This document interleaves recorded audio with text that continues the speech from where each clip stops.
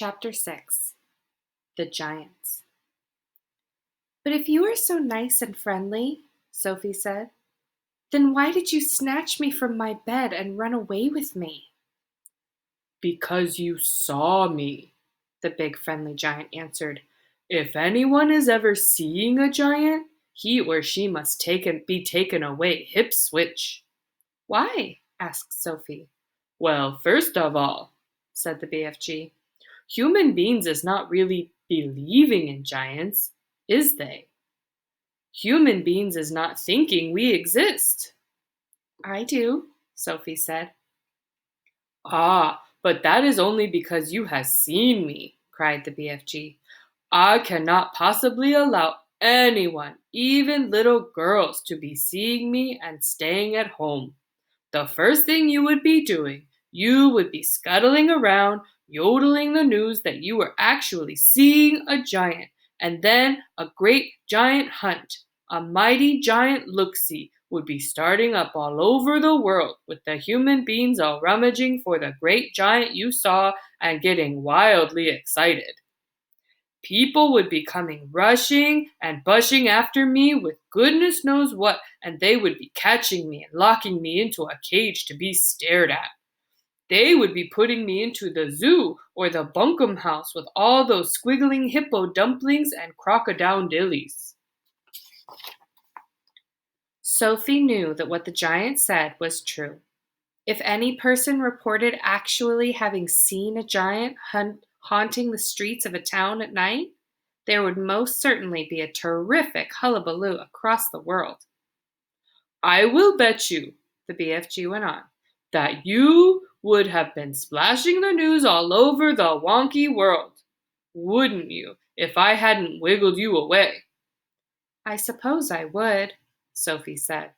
"And that would never do," said the BFG. "So what will happen to me now?" Sophie asked. "If you do go back, you will be telling the world," said the BFG. "Most likely on the telly bunkum box and the radio squeaker. So you will just have to be staying here with me for the rest of your life." "Oh no!" cried Sophie. "Oh yes," said the BFG. "But I am warning you not to ever go whiffling about out of this cave without I is with you, or you will be coming to an ucky-mucky end. I is showing you now who is going to eat you up if they is ever catching even one tiny little glimpse of you." The big friendly giant picked Sophie off the table and carried her to the cave entrance. He rolled the huge stone to one side and said, "Peep out over there, little girl, and tell me what you is seeing." Sophie, sitting on the BFG's hand, peeped out of the cave. The sun was up now and shining fiery hot over the great yellow wasteland with its blue rocks and dead trees. "Is you seeing them?" the BFG asked. Sophie, squinting through the glare of the sun, saw several tremendous tall figures moving among the rocks about 500 yards away. 3 or 4 others were sitting quite motionless on the rocks themselves.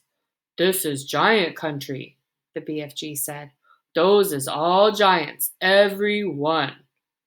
It was a brain-boggling sight. The giants were all naked except for a sort of short skirt around their waists, and their skins were burnt by the sun.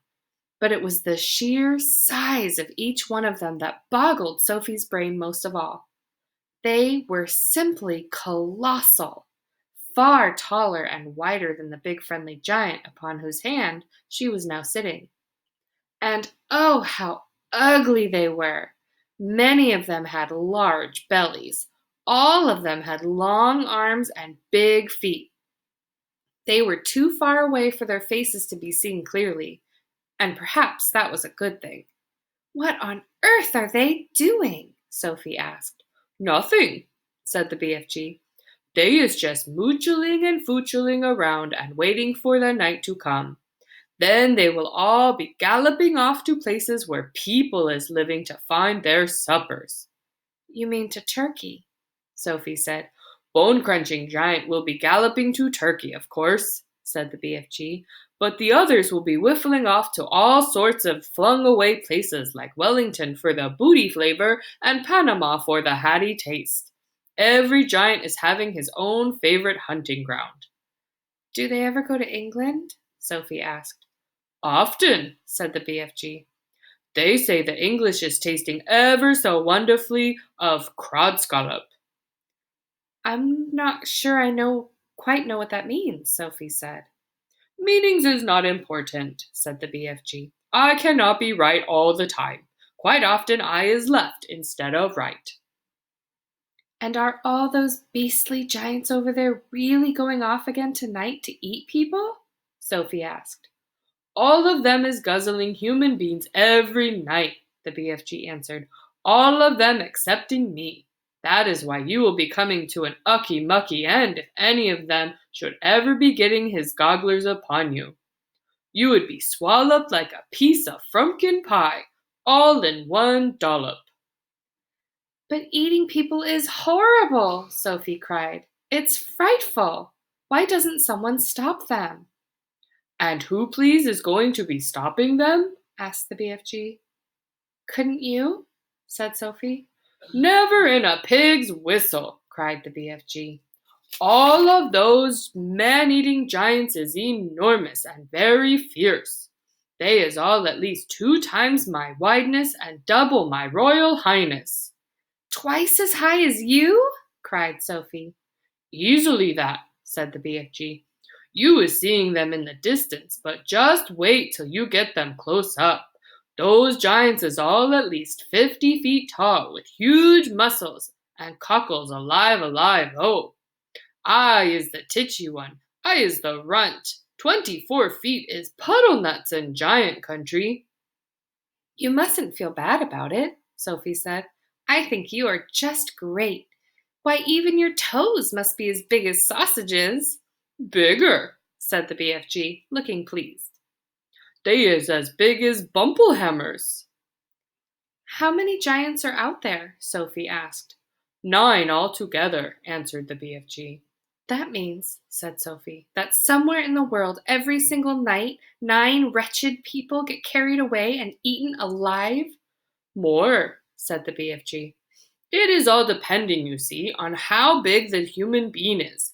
Japanese beans is very small, so a giant will need to gobble up about 6 Japanese before he is feeling full up. Others, like the Norway people and the Yankee Doodles, is ever so much bigger, and usually 2 or 3 of those makes a good tuckin'. But do these disgusting giants go to every single country in the world? Sophie asked.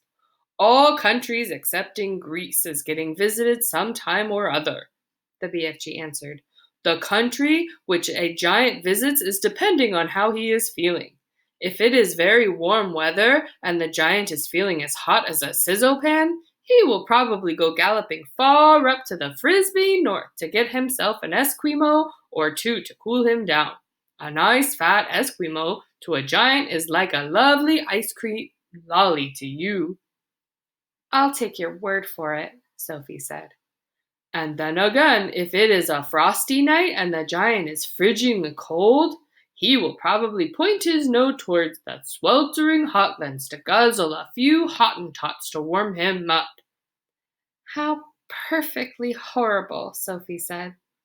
Nothing hots a cold giant up like a hot Hottentot, the BFG said. And if you were to put me down on the ground and I was to walk out among them now, Sophie said, would they really eat me up? Like a whiff swiddle, cried the BFG. And what is more, you is so small they wouldn't even have to chew you. The first one to be seeing you would pick you up in his fingers and down you'd go like a drop of drain water. Let's go back inside, Sophie said. I hate even watching them.